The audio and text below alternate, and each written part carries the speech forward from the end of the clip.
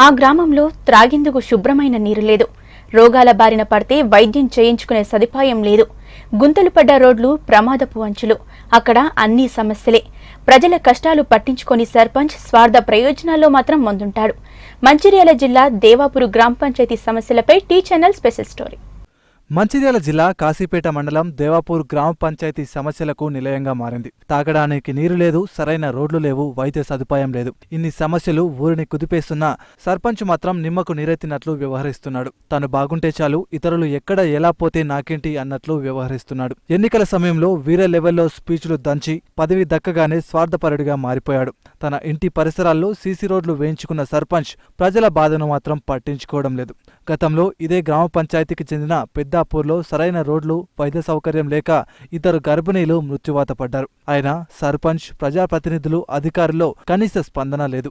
దేవాపూర్ ప్రజలు గుంతల రోడ్లు, అపరిశుభ్ర నీటితో నానా తంటాలు పడుతున్నారు. అపరిశుభ్రమైన నీటిని తాగుతుండడంతో రోగాల బారిన పడుతున్నారు. అయినా సర్పంచ్లో స్పందన లేదు, అధికారుల్లో కదలిక లేదు, ప్రజాప్రతినిధుల్లో అప్రమత్తత లేదు. మరోవైపు దేవాపూర్ ఓరియంటెడ్ సిమెంట్ ఫ్యాక్టరీతో సైతం గ్రామస్తులు ఇబ్బంది పడుతున్నారు. ఫ్యాక్టరీ ఏర్పాటుకు ముందు కంపెనీకి ఇరువైపులా 6 కిలోమీటర్ల మేర రోడ్లు వేయించి కరెంటుతో పాటు అన్ని సౌకర్యాలు కల్పిస్తామన్న యాజమాన్యం అందుకు విరుద్ధంగా వ్యవహరిస్తుంది. ప్రజల సమస్యలను విన్నవించినా తమకేం సంబంధమన్న చందంగా వ్యవహరిస్తుంది. తక్కువ ఉన్నాయి.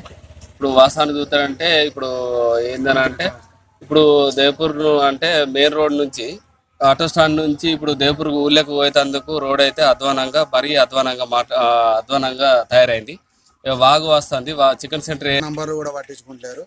చికెన్ సెంటర్ రోడ్డు ప్లస్ ఏ కంపెనీ యాజమాన్యం పోయే దారి కూడా ఇంతవరకు లేదు. ఈ వర్రపొంటి కంపెనీ వాటర్ వస్తున్నాయి, నీళ్లు ఇళ్లలో వస్తున్నాయి వాటరు. ఇంతవరకు మొత్తం ఇటు నుంచి అటు నుంచి వాటర్ వస్తే మొత్తం ఎక్కడో లక్కన ఆగిపోవడం జరుగుతుంది. ఇక్కడ కంపెనీ చేస్తుందని చెప్పేసి గ్రామ పంచాయతీ అంటుంది. గ్రామ పంచాయతీ సర్పంచ్ కూడా ఆయన ఏం పట్టించుకోవడం లేదు. ఎన్నిసార్లు చెప్పినా ఏమో మాకు శ్రద్ధ లేనట్టుగా జరగడం జరుగుతుంది. ఇప్పటి వరకు స్కూల్ పిల్లలు కూడా ఇక్కడ దగ్గర స్కూల్ ఉన్నది. స్కూల్ విషయంలో కూడా ఎప్పుడు ఏం పట్టించుకోవట్లేదు.